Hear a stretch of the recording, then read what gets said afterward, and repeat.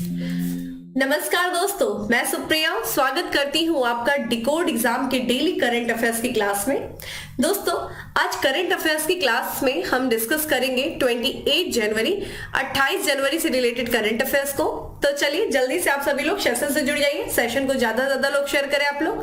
और जैसा कि मैं हमेशा कहते आई हूँ, जब भी आप क्लास अटेंड कर रहे हो, चाहे अभी चाहे बाद में, तो अपने साथ एक नोटबुक और एक पेन लेकर के बैठना नहीं भूलें, क्योंकि क्लास के दौरान जब भी मैं कोई टॉपिक डिस्कस करती हूँ तो उससे रिलेटेड बहुत सारे और भी इंपॉर्टेंट पॉइंट्स, इंपॉर्टेंट फैक्ट्स बताती हूँ जो आपकी पीडीएफ में मेंशन नहीं होते हैं। और मेरी हमेशा पूरी कोशिश होती है कि कोई भी चीज अगर चर्चा में है, कोई भी प्लेस चर्चा में है, तो उसके हर डायमेंशन को टच करा जाए, जिससे कि एग्जाम में उससे रिलेटेड कोई भी क्वेश्चन पूछा जाए तो आपको ये फील नहीं आए कि ये तो मैंने पढ़ा ही नहीं था। तो ओवरऑल अगर देखा जाए तो मेरी ये पूरी कोशिश है कि आपके करंट अफेयर्स आप यहां से इस तरीके से पढ़ लो कि आपको कहीं और कुछ पढ़ने की जरूरत ना पड़े, सारी चीजें आपको इसी करंट अफेयर्स की क्लास में मिल जाए। इसलिए नोटबुक लेकर के बैठिए, जो कुछ भी मैं आपको बता रही हूँ एक्स्ट्रा उसको नोट डाउन करिए, और ना ही सिर्फ नोट डाउन करिए, रिवीजन भी शुरू कर दीजिए। देखिए एग्जाम आप लोग का बहुत ही पास आ रहा है, जो लोग प्रिपरेशन कर रहे हैं पीसीएस की, उसकी डेट आपको पता ही है, तो रिवीजन करना शुरू कर दीजिए, ना सिर्फ करंट अफेयर्स, बाकी भी सब्जेक्ट का। ठीक है, चलिए ज्यादा टाइम आपका नहीं लूंगी, क्लास स्टार्ट करूंगी। उसके पहले कहना चाहूंगी जल्दी से चैनल को सब्सक्राइब कर लीजिए और बेल आइकन को प्रेस कर लीजिए, इससे आपको चैनल से रिलेटेड हर क्लास की वीडियो का प्रॉपर नोटिफिकेशन मिलेगा और आपकी कोई भी क्लास मिस नहीं होगी। चलिए देर नहीं करते हैं और अपनी क्लास स्टार्ट करते हैं। और आज की क्लास में हमारा सबसे पहला प्रश्न है कि कलाशिनिकोव सीरीज की AK-200 असॉल्ट राइफलों का उत्पादन शुरू करने वाला दुनिया का पहला देश कौन बना है? तो AK-47 तो आप लोगों ने सुना ही होगा, इसी का ये लेटेस्ट वर्जन है AK-200 असॉल्ट राइफल। उसका उत्पादन करने वाला जो दुनिया का पहला देश दोस्तों है, ऑप्शंस आप देख रहे हैं, और वीडियो को पॉज करें। जिन्हें आंसर आता है फटाक से आंसर करें कमेंट बॉक्स में, जिन्हें नहीं आता है वो ध्यान से देखें, और साथ ही साथ आंसर करते हुए वीडियो को शेयर भी करते रहे लोगों के साथ। ठीक है, ज्यादा से ज्यादा लोगों को कनेक्ट करने की कोशिश करिए आप लोग। तो यहाँ पे करेक्ट आंसर है सी। भारत जो है वो AK-200 असॉल्ट राइफल का उत्पादन करने वाला दुनिया का पहला देश बन गया है। और ध्यान रखिएगा ये एक संयुक्त उद्यम है भारत और रूस का। तो ध्यान रखिएगा भारत और रूस जो है वो मिल करके कलाशिनिकोव सीरीज की AK-200 ठीक है असॉल्ट राइफलों का निर्माण शुरू कर रहे हैं, किया है। और ध्यान रखिएगा इंपॉर्टेंट ये है कि इन दोनों देशों की एक संयुक्त कंपनी है, साझा कंपनी है, जिसका नाम देखिए क्या है, इंडो रशियन प्राइवेट लिमिटेड। इसी के द्वारा इन राइफलों का निर्माण किया जा रहा है। कहां किया जा रहा है ये इंपॉर्टेंट है आपके लिए, क्योंकि ये उत्तर प्रदेश का जो अमेठी जिला है वहां पे कोरबा ऑर्डिनेंस फैक्ट्री है, उसी में इन राइफलों का निर्माण किया जाएगा। ठीक है, तो ये देखिए आपकी यूपी स्पेशल के लिए भी इंपॉर्टेंट हो गया कि जो नई अभी AK-200 सीरीज की जो राइफल्स है, असॉल्ट राइफल, उनका निर्माण कहाँ किया जा रहा है? तो उत्तर प्रदेश में। उत्तर प्रदेश में कहाँ? तो अमेठी जिले के कोरबा ऑर्डिनेंस फैक्ट्री में। भारत और रसिया की एक संयुक्त कंपनी है, साझा कंपनी है, इंडो रशियन प्राइवेट लिमिटेड के द्वारा। ये जो प्राइवेट लिमिटेड है राइफल्स का, ये कंपनी देखो इन दोनों ही देशों के बीच में जो समझौता हुआ है उसमें देखिए कितने राइफलों का निर्माण किया जाएगा।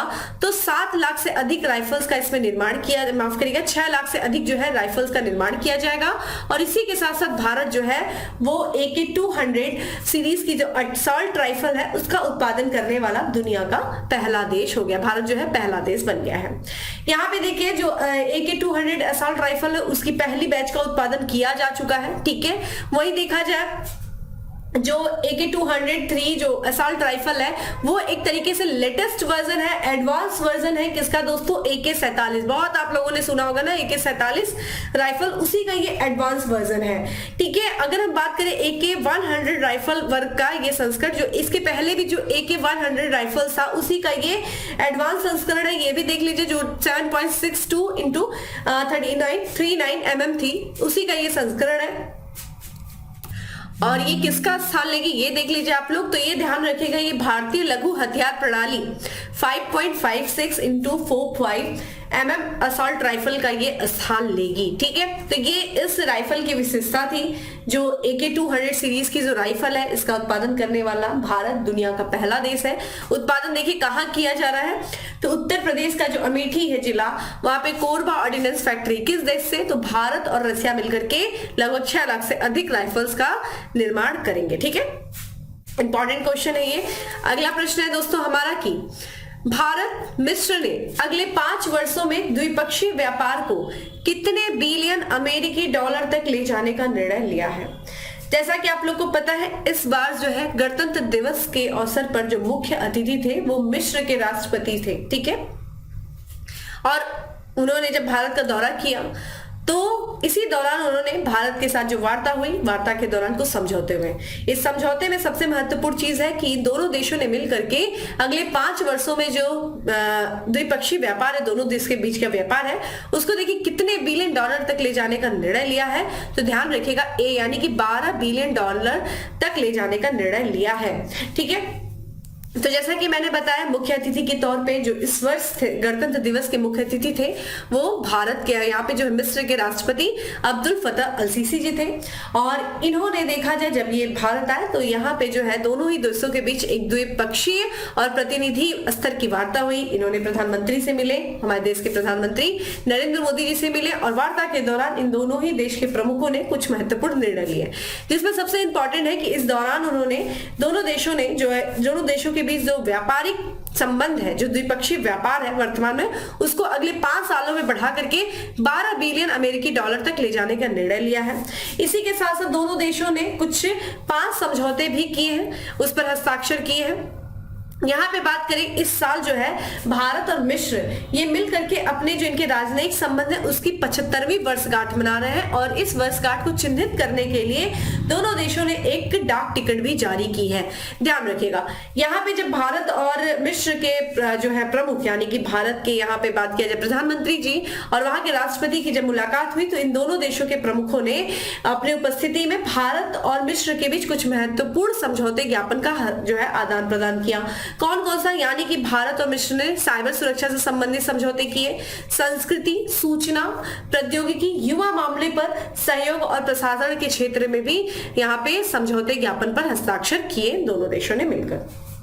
यहाँ पे हमने आपको देखा कि इस साल जो है 74वें गणतंत्र दिवस मनाया गया और इस समारोह के जो मुख्य अतिथि दोस्तों कौन थे, मिस्र के राष्ट्रपति हैं अब्दुल फतह अल सीसी। ध्यान रखिएगा, ये आपके लिए इंपॉर्टेंट हो जाता है। चूंकि हम बात कर रहे हैं मिस्र की, तो आइए थोड़ा सा मिस्र, कल मैंने आप लोगों से कहा था कि अब कोशिश करूंगी कि आप लोग को फिजिकल मैप के बारे में बताना। तो एक एक कॉन्टिनेंट, कभी कंट्री, कभी यहाँ पे ध्यान रखिएगा कभी स्टेट, जब हम स्टेट के बारे में बात करेंगे तो यहाँ पे बात कर रहे थे मिस्र का, तो मैंने सोचा आप लोग को थोड़ा सा मिस्र के फिजिकल मैप से संबंधित चीजें बात करूं, जहां से कुछ क्वेश्चंस भी आए थे उसके बारे में डिस्कस करूं। ये देखिए इजिप्ट का आपको मैप देख रहा है, यहाँ पे देखिए इजिप्ट देखिए किस कॉन्टिनेंट का भाग है। सबसे पहले इंपॉर्टेंट ये है, किसी भी चीज को एटलस देखने का तरीका देखिए, कॉन्टिनेंट बांटी, एशिया को देखिए, पहले नॉर्थ अमेरिका को देखिए, फिर साउथ अमेरिका को देखिए, फिर अफ्रीका को देखिए। इस तरीके से आपको मैपिंग पढ़नी है। सबसे पहले हम बात करें जब मिस्र की, तो यहाँ पे मिस्र किसका भाग है दोस्तों, अफ्रीका कॉन्टिनेंट का भाग है। और अफ्रीका के ये देखा जाए उत्तर पूर्व में, यहाँ पे उत्तर की तरफ आपको देखने को मिलेगा इजिप्ट, जिसको मिस्र कहते हैं।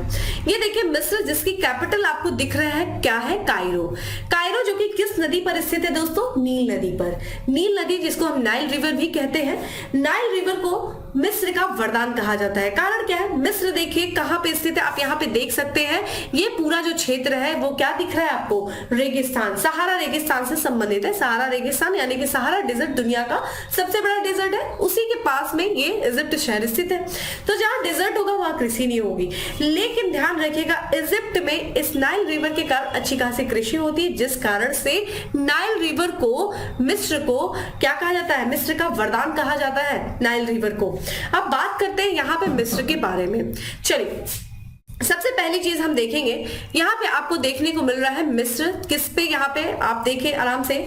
तो चलिए यहाँ पे देखिए, सबसे पहले हम देख रहे हैं कि सबसे पहले किस कंट्री से इजिप्ट अपनी सीमा को साझा करता है, तो लीबिया से। यहाँ पे आपको सूडान दिख जाएगा, ठीक है। और बात करते हैं कि इसका जो अगर समुद्रिक सीमा देखें तो मेडिटेरेनियन सी से, और यहाँ पे आपको रेड सी से दिख रहा है, ठीक है। यहाँ पे देखिए हमने बात किया नाइल रिवर की दोस्तों, तो यहाँ पे देखिए नाइल रिवर ध्यान रखिएगा जो किससे निकलती, लेक विक्टोरिया से, ठीक है। लेक विक्टोरिया जो है वो अफ्रीका में स्थित है, 3 देशों से लगी हुई है। किससे किससे, केन्या से, युगांडा से और तंजानिया से। मैप थोड़ा खोलिएगा आपको लग जाएगा, उसी के बीच बीच में लेक विक्टोरिया स्थित है, जिसके बीचों बीच से कौन जाता है, इक्वेटर गुजरती है।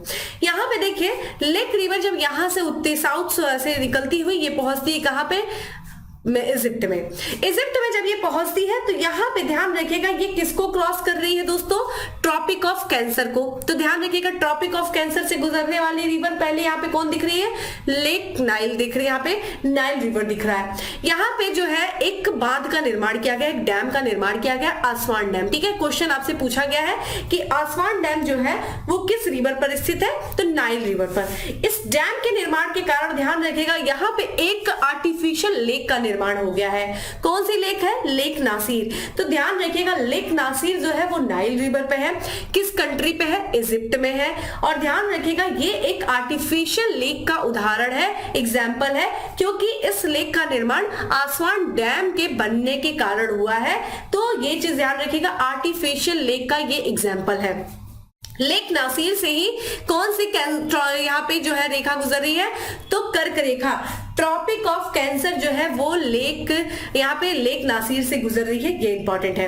आगे जाने पे आपको यहाँ पे देखिए यहाँ पे नाइल रिवर, यहाँ पे जाकर के ये जो है लेक जो है यहाँ पे जो रिवर है रिवर नाइल वो जाकर के मेडिटेरेनियन सी पर चली जाती है, गिर जाती है। ठीक है, ये चीज ध्यान रखिएगा। इसी के पास में इसके तटीय क्षेत्र में जो यहाँ पे अलेक्जेंड्रिया सिटी भी स्थित है। अलेक्जेंड्रिया सिटी देखिएगा यहाँ पे दूसरी जो है सबसे पॉपुलेटेड सिटी है कायरो के बाद, क्योंकि इजिप्ट की जो राजधानी है वो कायरो है।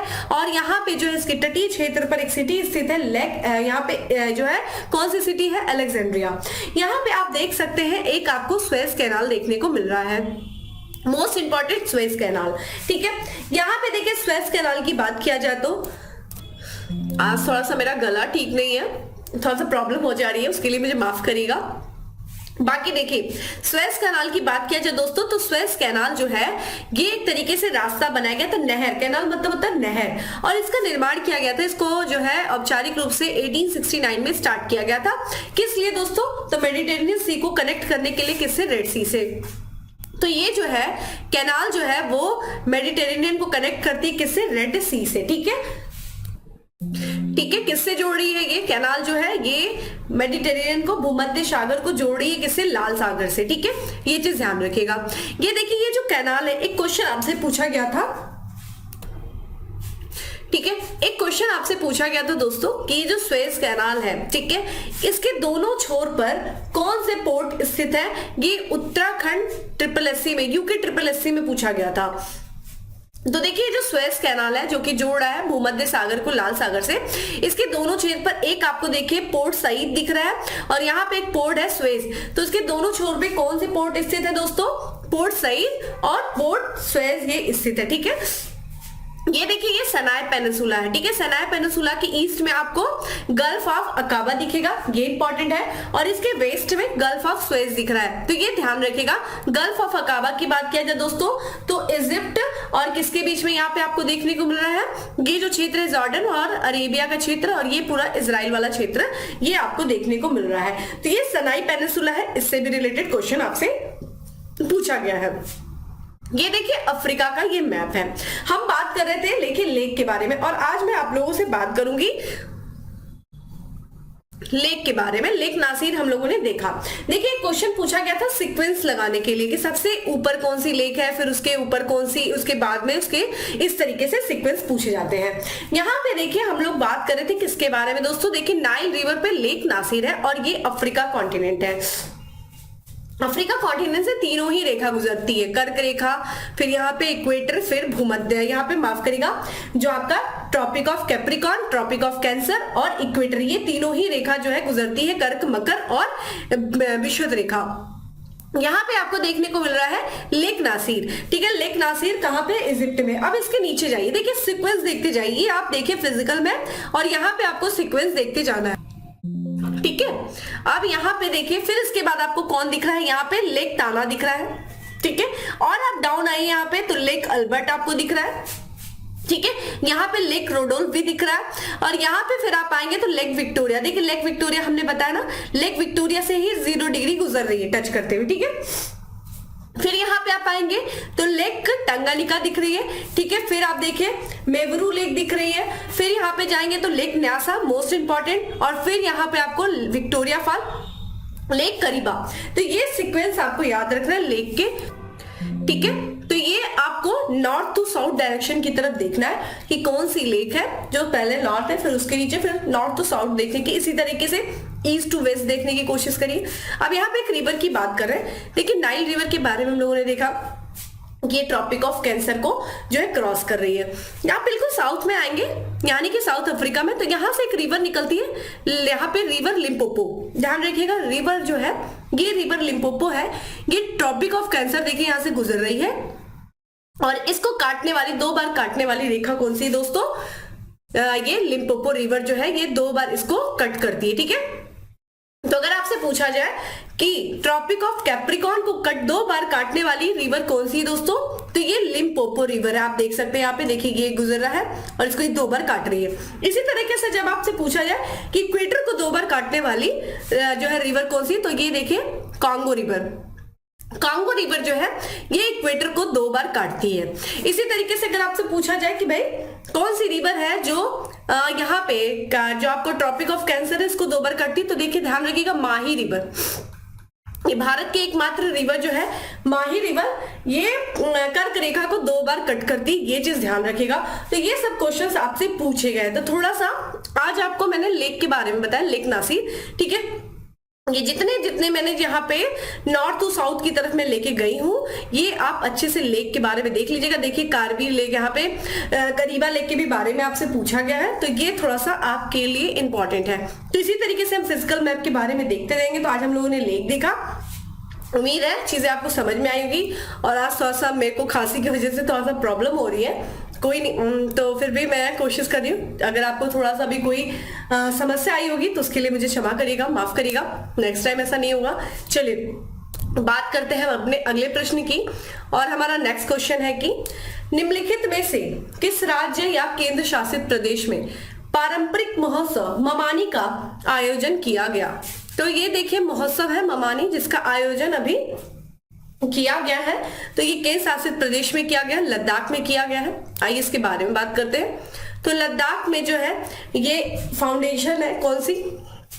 हिमालयन कल्चरल हेरिटेज फाउंडेशन और लद्दाख पर्यटन विभाग, उनके द्वारा जो है इसका आयोजन किया गया है। किसका? इस महोत्सव का, जातीय ममानी महोत्सव का आयोजन किया गया है। किस गांव में दोस्तों? तो यहाँ पे एक गांव है जिसका ऐतिहासिक गांव है सत्यंगकुंग गांव और चिकतन सरगान, ठीक है, शगराना गांव में इसका आयोजन किया गया है। अगर हम सत्यांगकुंग गांव की बात करें तो ये बहुत ही पुराना गांव है, लगभग 500 साल पुराना गांव है, और ये अभी भी संरक्षित है। और यहाँ पे जो लद्दाख में विरासत गांव में से एक के रूप में इसको विकसित किया जा रहा है। किसको? इस गांव को। वही बात करें ममानी महोत्सव के बारे में, तो इस दौरान देखिए जो लोग होते हैं वो कई तरह के पकवान बनाते हैं, खूब अच्छे भोजन, और अपने जो है जितने भी रिश्तेदार होते हैं, पड़ोसी होते हैं, उनसे भोजन का आदान प्रदान करते हैं, लोगों को आमंत्रित करते हैं। और जो यहाँ पे लाहा यानी कि आत्माओं की पूजा करते हैं, विभिन्न तरह की आत्माओं की पूजा करते हैं, ये उनकी मान्यता है।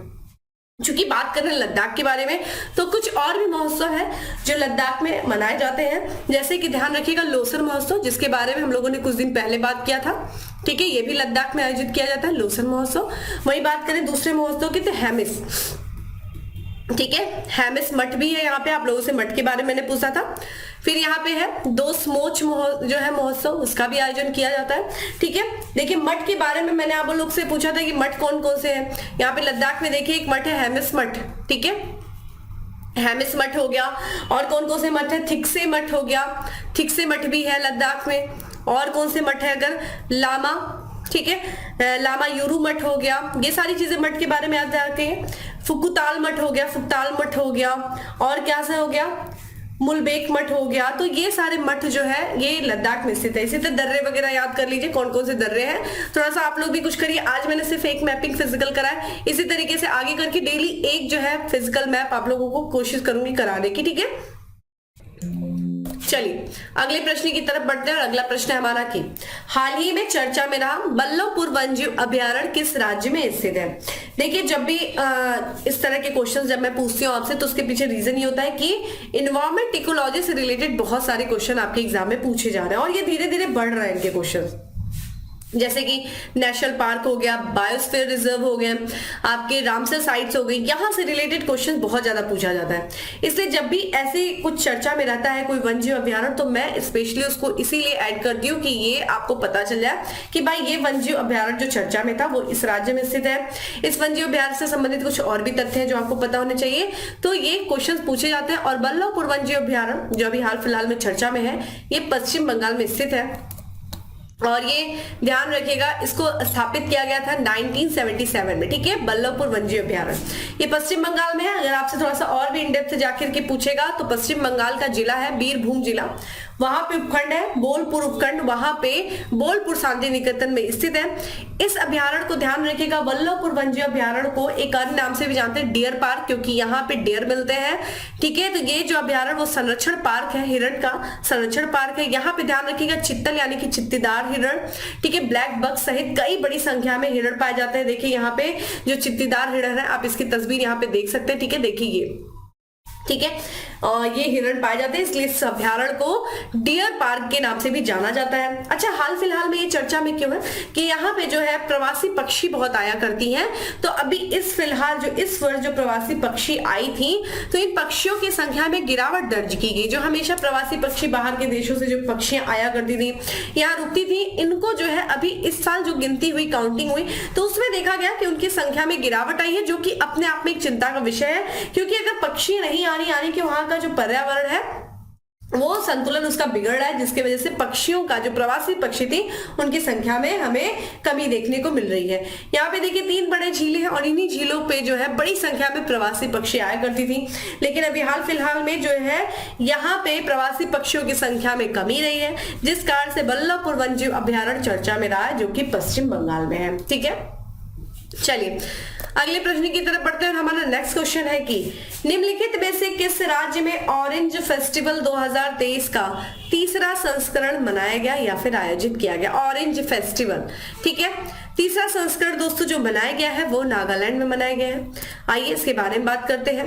तो जो नागालैंड की राजधानी दोस्तों कोहिमा, वहां पे ही ये वार्षिक फेस्टिवल मनाया जाता है।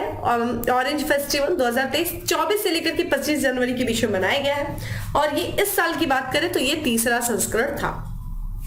उत्सव की बात किया जाए दोस्तों तो इसका जो आयोजन किया गया है उत्सव का, ये 2 दिनों का जो उत्सव था उसमें बागवानी, कृषि, ग्रामीण विकास, भूमि संसाधन विभाग, कोहिमा स्मार्ट सिटी के सहयोग से इसका पूरा आयोजन किया गया है।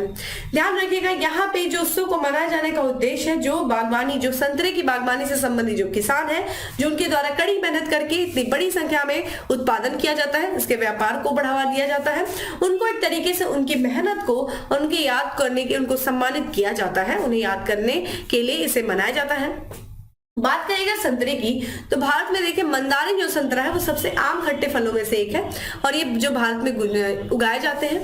यहाँ पे जो है साइट्रस की बात किया जाए, जो साइट्रस फल होते हैं उनकी खेती के तहत कुल क्षेत्र में ये कितना 40% हिस्से में उगाया जाता है।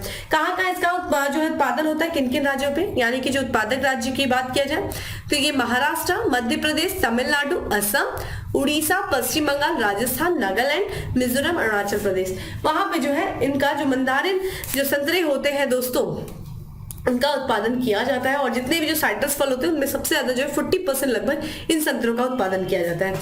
तो अभी हाल ही में जो वार्षिक ऑरेंज फेस्टिवल है इस साल तीसरा संस्करण था और ये नागालैंड की राजधानी कोहिमा में मनाया गया, ठीक है। चलिए अगले प्रश्न की तरफ बढ़ते हैं और हमारा नेक्स्ट क्वेश्चन है कि निम्नलिखित में से किस रेलवे स्टेशन को उच्चतम प्लैटिनम रेटिंग के साथ हरित रेलवे स्टेशन प्रमाणन प्रदान किया गया? तो देखिए ये जो है हरित रेलवे स्टेशन प्रमाण पत्र प्रदान किया गया है उच्चतम प्लैटिनम रेटिंग के साथ। किस रेलवे स्टेशन को दोस्तों? तो विशाखापट्टनम रेलवे स्टेशन, ठीक है, आंध्र प्रदेश विशाखापट्टनम रेलवे स्टेशन और ये ईस्ट कोस्ट रेलवे स्टेशन के अंतर्गत ये आता है विशाखापट्टनम रेलवे स्टेशन। और इसको देखिए इसने जो हरित अवधारणा अपनाई, यानी कि इस रेलवे स्टेशन में बहुत ही कम से कम तरीके से पर्यावरण को हानि पहुंचाए जाने वाला कार्य किया जाता है, यानी कि यहाँ पे सारी चीजें पर्यावरण के अनुकूल है और ये हरित अवधारणा अपनाने वाला स्टेशन है, जिस कारण से जो है जो इंडिया ग्रीन, यहाँ पे इंडियन ग्रीन बिल्डिंग काउंसिल है, उसके द्वारा से उच्चतम प्लेटिनम रेटिंग के साथ हरित रेलवे स्टेशन प्रमाण प्रदान किया गया, उससे सम्मानित किया गया है किसको? विशाखापट्टनम रेलवे स्टेशन को। ठीक है, यहाँ पे देखिए जो ये पहल है, इस पहल को अपनाने से प्रतिकूल पर्यावरणीय प्रभाव को काफी हद तक कम किया जा सकता है।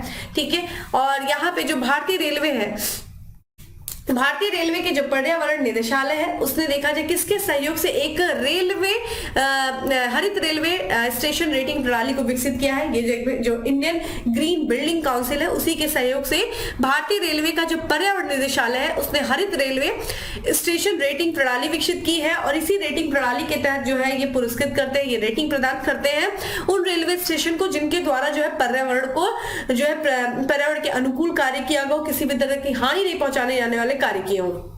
क्या क्या ये है, किस तरीके से जो ये रेटिंग प्रणाली विकसित की गई है कि वहां पे जल संरक्षण की व्यवस्था अच्छी है, अपशिष्ट जो है प्रबंधन अच्छा हो रहा है, यानी कि जो कुछ भी वेस्ट निकल रहे हैं उनका सही तरीके से मैनेजमेंट हो रहा है, ऊर्जा दक्षता है वहां पे, जीवाश्म ईंधन का सीमित उपयोग है, जीवाश्म ईंधन से पर्यावरण को एक तरीके से हानि पहुंचती है तो उसका कम से कम उपयोग हो रहा हो, रिन्यूएबल एनर्जी का ज्यादा से ज्यादा इस्तेमाल हो रहा हो, जो प्राकृतिक सामग्री है उसके उपयोग को न्यूनतम निर्भरता है, उपयोगकर्ताओं के स्वास्थ्य और कल्याण जैसी जो राष्ट्रीय प्राथमिकता है उनको संबोधित करता है ये हरित रेलवे स्टेशन रेटिंग प्रणाली, जिसको जो इंडियन रेलवे का जो पर्यावरण निदेशालय है और इंडियन ग्रीन बिल्डिंग काउंसिल के द्वारा विकसित किया गया।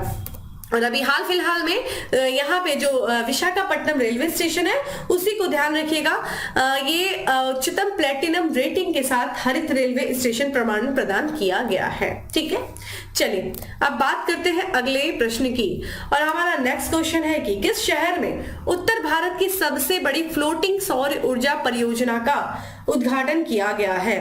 तो ध्यान रखिएगा ये उत्तर भारत की है, उत्तर भारत की सबसे बड़ी फ्लोटिंग सौर ऊर्जा परियोजना का जो उद्घाटन किया गया है वो किया गया है दोस्तों चंडीगढ़ में। ठीक है, चंडीगढ़ में किया गया है। और चंडीगढ़ में ध्यान रखिएगा वाटर वर्कर्स में ये 2000 किलोवाट पिक का है, ध्यान रखिएगा इसकी क्षमता देखिए कितनी है, 2000 किलोवाट पिक है।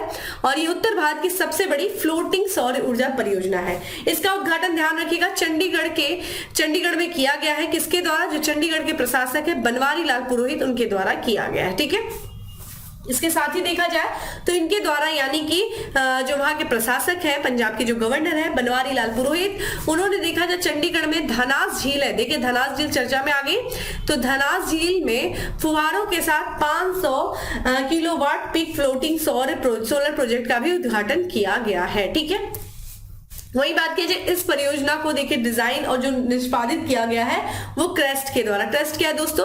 Chandigarh renewable energy and science and technology promotion society, उसके द्वारा क्या किया गया, इसको डिजाइन किया गया है, निष्पादित किया गया है।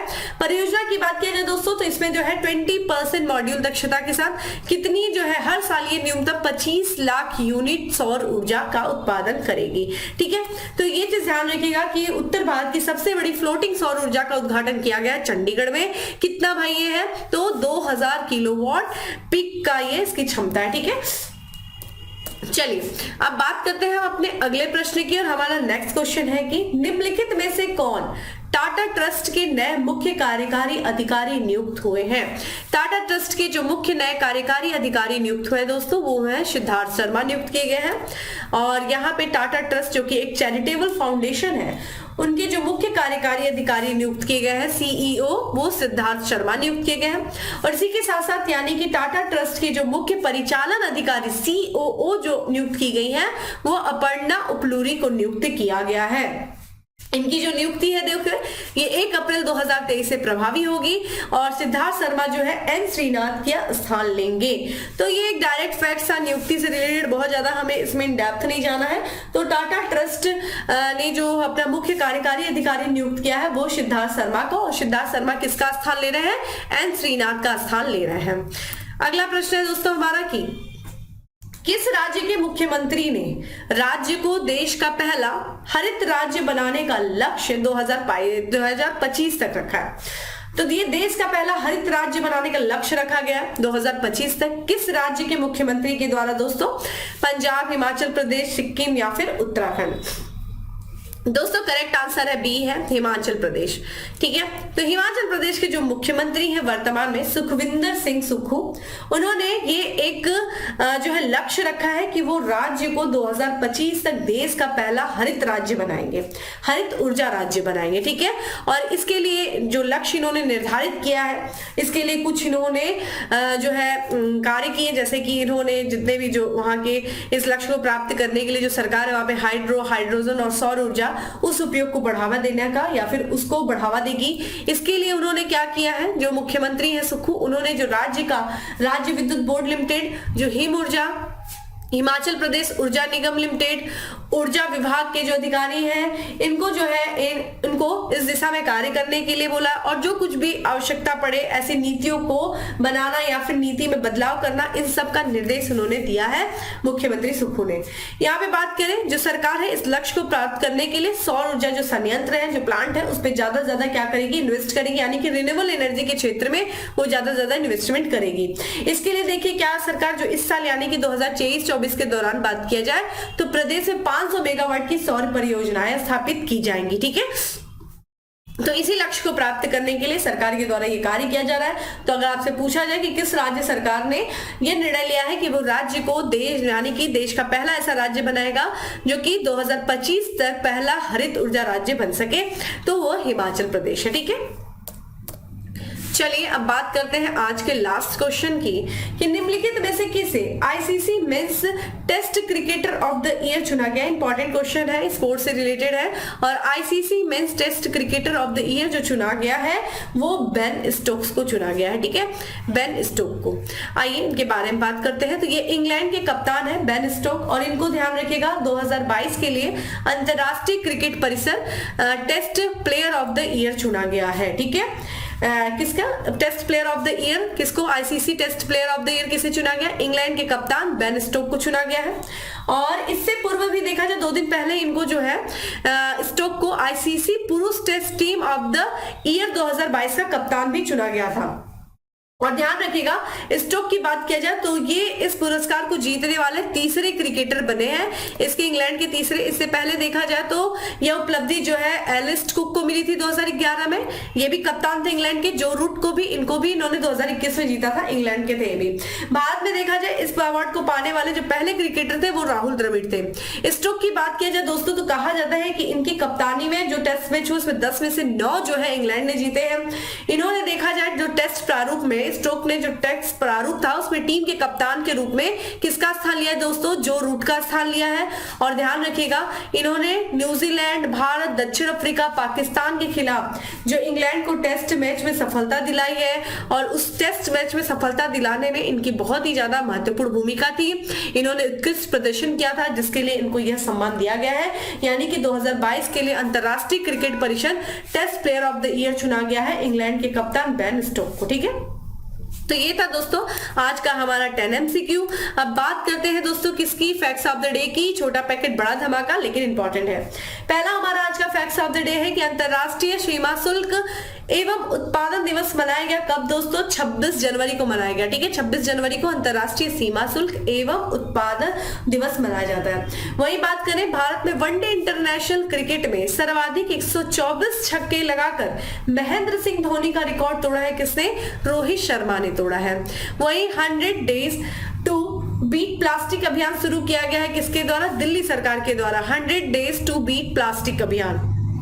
IIM अहमदाबाद के निदेशक जो नियुक्त किए गए हैं कौन, भरत भास्कर नियुक्त किए गए हैं। और आज का हमारा last facts of the day है कि पर्यटन मंत्रालय द्वारा गणतंत्र दिवस समारोह के अंतर्गत 26 जनवरी से 31 जनवरी तक 6 दिवसीय मेगा इवेंट भारत पर्व का आयोजन किया जा रहा है। कहां पे, दिल्ली के लाल किले में। ध्यान रखिएगा ये जो है भारत पर्व का जो आयोजन किया जाता है ये पर्यटन मंत्रालय के द्वारा किया गया है, और ये गणतंत्र दिवस के अवसर पे किया गया था। अभी ये देखिए 31 जनवरी तक भारत पर्व का आयोजन किया जा रहा है। कहां से, दिल्ली के लाल किले में। ठीक है, चलिए तो दोस्तों ये था आज का हमारा करंट अफेयर्स। आज मैंने आपसे कोई क्वेश्चन नहीं पूछा, कारण क्या है कि कल है संडे, और मैं उम्मीद करूंगी कि आप लोगों ने अभी तक जितनी सारी चीजें पढ़ी है उसका आप रिवीजन करेंगे। ठीक है, और बाकी मैपिंग थोड़ा सा करिए, आप थोड़ा सा अफ्रीका का जो है कॉन्टिनेंट देख लीजिए, अफ्रीका कॉन्टिनेंट की मैपिंग खुद से करिए, जितना बताया गया लेक वो आप थोड़ा सा याद कर लीजिए, नॉर्थ टू साउथ डायरेक्शन, कुछ रिवर्स है और ये सारी चीजों को याद करते रहिए। चलिए बाकी डेली करंट अफेयर्स की जो पीडीएफ है वो आपको टेलीग्राम ग्रुप पे मिल जाएगी, जिसका लिंक आपको डिस्क्रिप्शन बॉक्स में दिया हुआ है, जाइए डाउनलोड करिए और अपनी जो है शॉर्ट नोट्स बनाना भी शुरू करिए। चलिए फिर मिलेंगे नेक्स्ट क्लास में, तब तक के लिए bye, have a good day, stay safe and stay happy.